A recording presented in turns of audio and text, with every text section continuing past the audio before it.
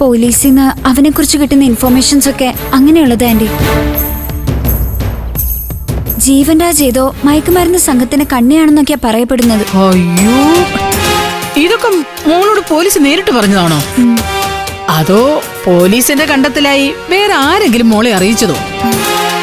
CI sir എന്നോട് നേരിട്ട് തന്നെ ചിലതൊക്കെ പറഞ്ഞിട്ടുണ്ട്. പിന്നെ ജീവൻ രാജിന്റെ പഴയ ഫ്രണ്ട്സിനോട് അന്വേഷിച്ചെന്ന് അത്ര നല്ല റിസൾട്ട് ഒന്നല്ല അവനെ കുറിച്ച് കിട്ടിയത്. ആണോ? ഓ, അപ്പോ മോക്ക് ജീവൻ രാജിനെ മനസ്സിലായി തുടങ്ങിയതുകൊണ്ടായിരിക്കും മോളുടെ അച്ഛനെ ജയിലിൽ പോയി ഗോകുലിനോട് ജാമ്യത്തിൽ ഇറങ്ങാൻ പറഞ്ഞത് അല്ലേ? അച്ഛൻ ജയിലിൽ പോയി ഗോകുലിനെ കണ്ടെന്നോ? ആ അതെ. മോൾ അറിഞ്ഞില്ലേ? എന്നോട് പറഞ്ഞത് ഗോകുലിന്റെ അമ്മ തന്നെയാ.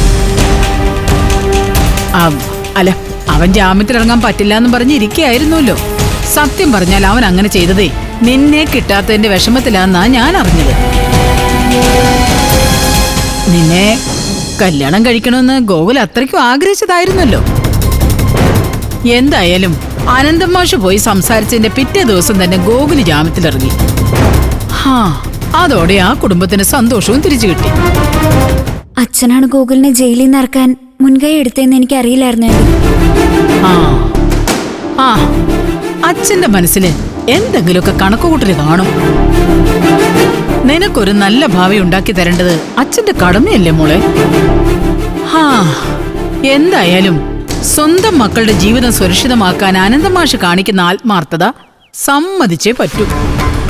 അല്ല, ഡിവോഴ്സ് ആവാൻ തീരുമാനിച്ച ഇന്ദ്രനും ഇപ്പൊ ഒന്നായില്ലേ? അതും അനന്തമാഷിന്റെ പ്രാർത്ഥന കൊണ്ടാണെന്നേ ഞാൻ പറയും. ഈശ്വരാ,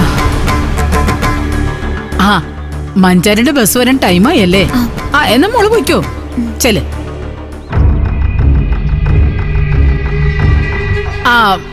മഞ്ചാടി, അതെ, ജീവൻ രാജിന്റെ കാര്യത്തിലേ കൃത്യമായൊരു വിവരം കിട്ടാതെ മോള് മറ്റൊരു തീരുമാനവും എടുക്കണ്ട കേട്ടോ.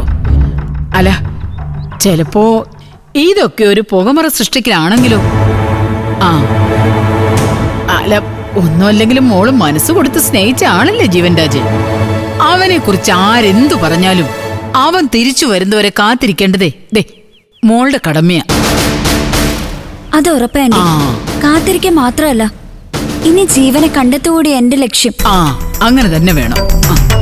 ശരി, എന്നാ മോളിയല്ലേ, ബസ് വരുന്നുണ്ടാവും.